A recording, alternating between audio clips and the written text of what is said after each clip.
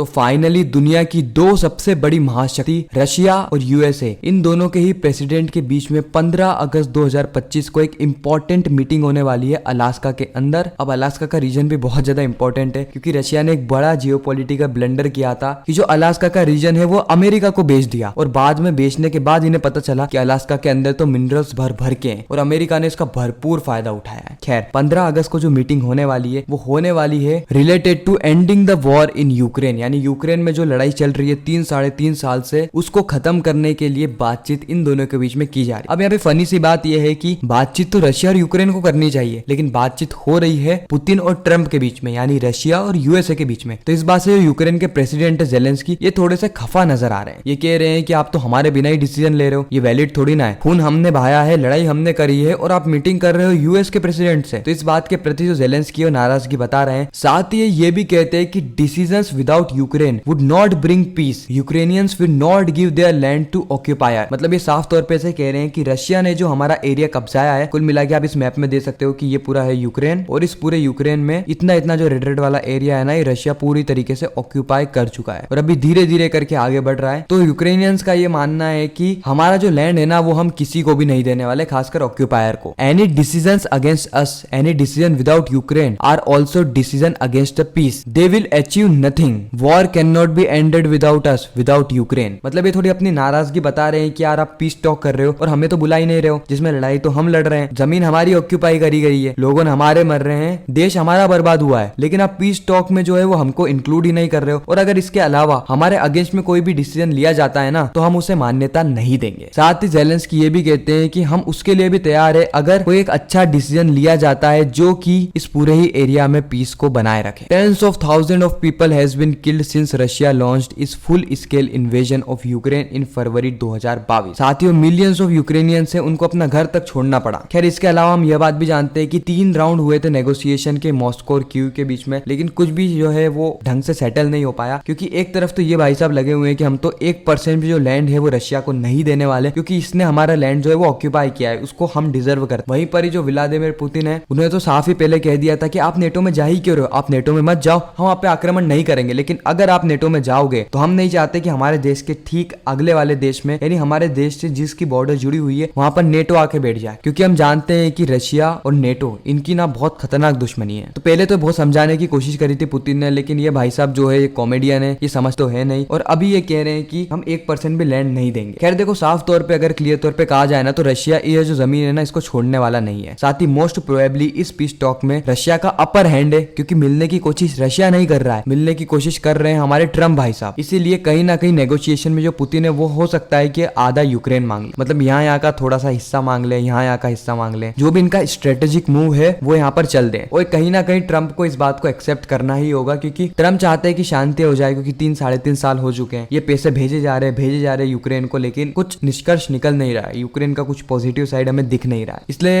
एक तरीके से देखा जाए तो यूएस के लिए भी घाटे का सौदा है, और रशिया तो चाहता है कि वो पूरा ऑक्यूपाई ही कर लेगा यूक्रेन को धीरे धीरे करके, और आने वाले सालों में कर भी लेगा, हो सकता है 10 साल तक वॉर लड़नी पड़े। तो रही बात ना जेलेंस्की की, तो इसको कहीं ना कहीं ट्रम्प की बात माननी ही पड़ेगी, क्योंकि आज यूएसए के कारण ही यूक्रेन सर्वाइव कर पा रहा है। जो यूएसए ने मिलियंस ऑफ डॉलर्स का जो एड दिया है ना, उससे ही तो ये वॉर लड़ रहे हैं। तो कहीं ना कहीं अगर वो बंद हो जाता है तो एट द एंड इनको पूरी कंट्री लूज करनी पड़ जाएगी। तो देखो अगर ये समझदार होंगे ना तो थोड़ी बहुत रशिया को जमीन देकर सही साथ सेटलमेंट कर लेंगे, लेकिन वो पूरा डिपेंड करता है 15 अगस्त को। हो सकता है कि रशिया एक बड़ी डिमांड रखे सामने कि हमें तो आधा यूक्रेन चाहिए या फिर थोड़ा और हिस्सा चाहिए, एक छोटा सा हिस्सा ये यूक्रेन को थमा देंगे, बाकी हिस्सा रशिया के कंट्रोल में ले लेंगे। तो फिर हो सकता है कि पीस जो टॉक है वो कैंसिल भी हो जाए, या फिर बहुत सारे राउंड्स के बाद कुछ साफ निष्कर्ष ना निकले। क्योंकि देखो पहली मीटिंग में तो पर्सनली मुझे नहीं लगता कि ये जो है इनका पूरी तरीके से सेटलमेंट हो पाएगा, और मीटिंग्स करनी पड़ेगी, क्योंकि मामला ना बहुत ज्यादा कॉम्प्लिकेटेड हो गया है। आप इस बात को भी देखो कि 3.5 साल से युद्ध चल रहा है, अगर 10-15 दिन हुए होते तो रशिया कह भी देता कि ठीक है हम सेटलमेंट करने के लिए तैयार है, थोड़ा हिस्सा यूक्रेन को दे देंगे, थोड़ा सा जो हमने कब्जा रखा है वो हम ले लेंगे, या फिर हम हमारी जमीन छोड़ने के लिए भी तैयार है। लेकिन आप यह बात भी तो देखो कि रशिया ने 3-3.5 साल तक बहुत खून बहाया है, इतने सारे सैंक्शन अपने सर पे लगाए हैं, तो कहीं ना कहीं ये इतनी आसानी से तो सारी चीजें देने नहीं वाले, उल्टा और ज्यादा चीजें मांगने वाले। रही बात भारत की, तो भारत ने वेलकम किया है। हम तो यही चाहते हैं कि रशिया यूक्रेन के बीच में जो मामला है वो सुलझ जाए और भारत के ऊपर जो टैरिफ लगे वो हट जाए। खैर इन सारी चीजों से लेके बहुत बड़ी बड़ी अपडेट्स आने वाली है, खासकर 15 अगस्त को। तो हमारे चैनल को सब्सक्राइब करना मत भूलना, क्योंकि ऐसी ही राइट इन्फॉर्मेशन आप तक पहुंचाना ही हमारा मिशन है।